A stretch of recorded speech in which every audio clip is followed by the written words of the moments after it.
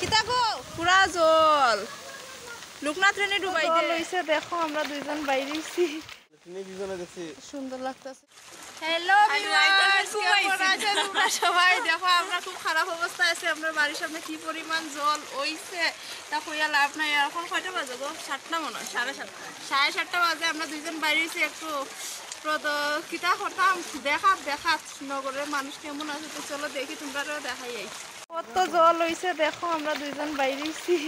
এটা হচ্ছে আমরা রাস্তা, যে রাস্তাতে আমরা মেইন রোডে যাই, এখানে এতটুকু জল হইছে। আর মানুষের বাড়ি করেও জল ঢুকতে আছে প্রচুর প্রচুর।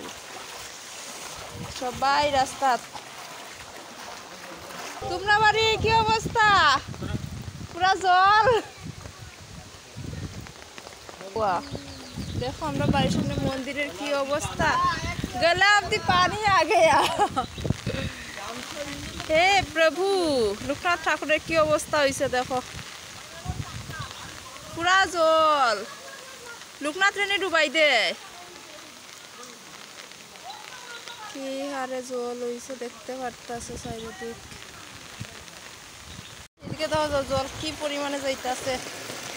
কিতা গো বদি বদি ধরো ধরো ধরো ধরো গেছে কি?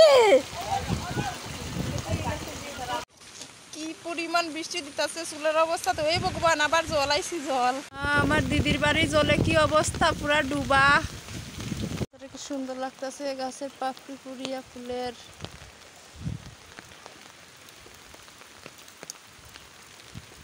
তো পরিমাণ জল হইছে, জলের ঠেলায় আটাও যান না। দেখো কতটুক জল।